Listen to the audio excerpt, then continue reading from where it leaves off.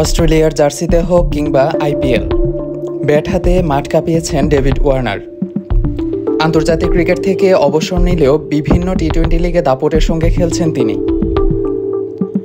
এই অজি তারকার দক্ষিণী ভারতের সিনেমার প্রতি আকর্ষণের কথা কারোই অজানা নয়।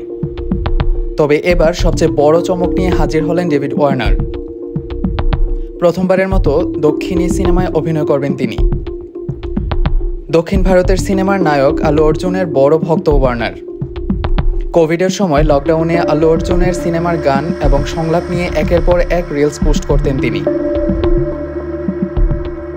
সম্প্রতি প্রকাশ্যে এসেছে ওয়ার্নারের সিনেমায় অভিষেকের খবর। তবে আল্লু অর্জুনের কোনো সিনেমা নয়, অন্য এক তেলেগু সিনেমায় নাম লেখাচ্ছেন তিনি।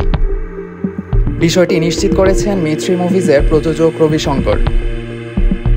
সোমবার হায়দ্রাবাদে এক ইভেন্টে রবি জানান, ভেঙ্কি কুদুমুল্লা পরিচালিত এবং নিতিন শ্রীলীলা অভিনীত রবিনহুড সিনেমায় আছেন ওয়ার্নার। একটি ছোট চরিত্রে অভিনয় করেছেন তিনি। ওই ইভেন্টের সঞ্চালক রবিকে অনুরোধ করেন সিনেমার বিষয়ে কিছু অজানা তথ্য জানানোর জন্যে। তখন অভিনেতা নিতিন ইশারা করলে রবি বলেন, ডেভিড ওয়ার্নার এই সিনেমায় আছেন। পরিচালকের অনুমতি ছাড়াই এটা প্রকাশ্যে আনায় আমি দুঃখিত। তবে সিনেমায় ওয়ার্নারের চরিত্রটা খুবই নজরকাড়া।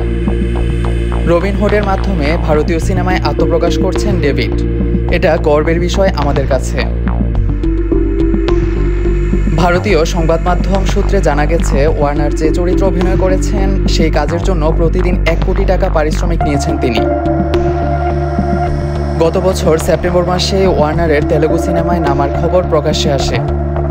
মেলবোর্নে একটি জায়গায় শুটিং করতে দেখা যায় তাকে। সবকিছু ঠিক থাকলে আগামী 28 মার্চ সিনেমাটি মুক্তি পাবে। 22 গজে ওয়ার্নারের ঝড়ো ব্যাটিং দেখার পর এবার বড় পর্দায় তাকে দেখার জন্য মুখিয়ে আছেন ক্রিকেট প্রেমীরা।